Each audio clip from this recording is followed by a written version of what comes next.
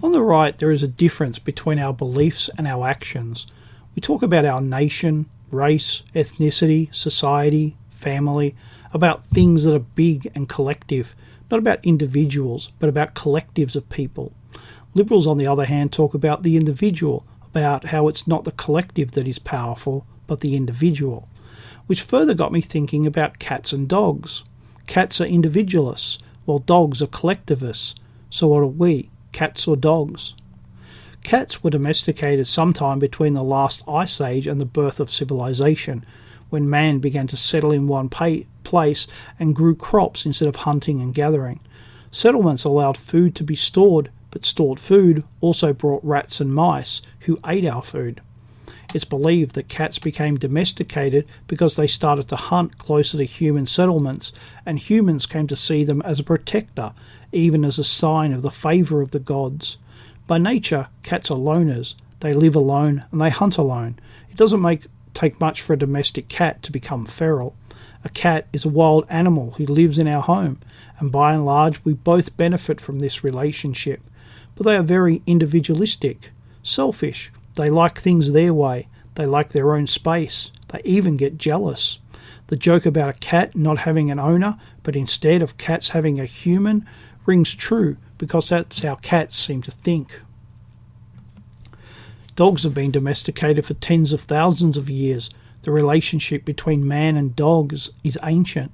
Dogs were domesticated because they could help with hunting, but over time we have trained and bred them to perform numerous tasks. Dogs have been used for hunting, herding, as sentries, for pulling loads, and for companionship.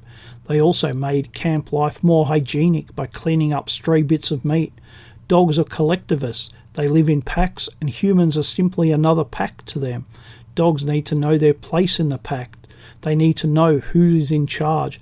To a dog, your family is his pack, and a dog will defend the pack, whether it's made up of dogs or humans. I said earlier that the right are collectivists and that dogs are collectivists, but I don't think it's that simple. The right have always found it hard to form groups or to maintain them. Why is that? Liberals and others further left seem to find it much easier to form groups, although maintaining them can be another story. While most of these groups end very messily, some have remarkably long lives. Some have marked their centenary. How many on the right, even liberal groups who call themselves right, can claim that? Some, but not many. Why is it so hard for the right to form groups? My theory is that we are cats. We are individualistic.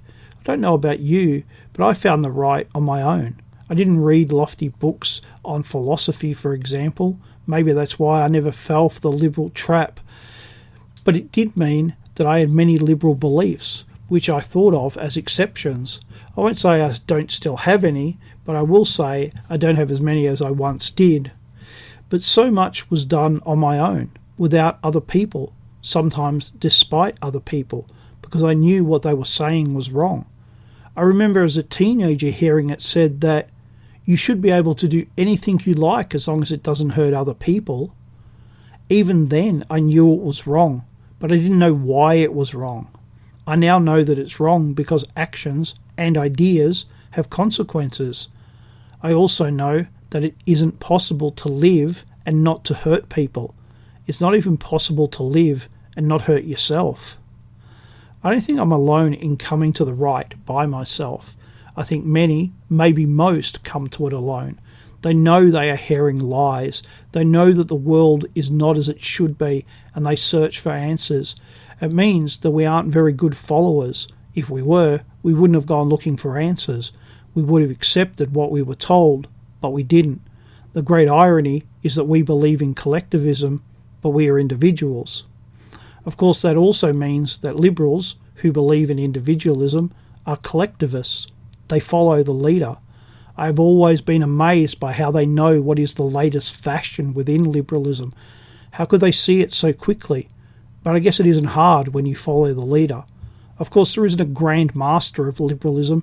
There are many leaders in different fields, but it's these leaders who provide the next fashion. So how is the right going to move forward if we cannot form groups, if we cannot put aside our individualistic nature? Or to put it another way, how do you herd cats? If you've got any ideas, I'd be happy to hear them.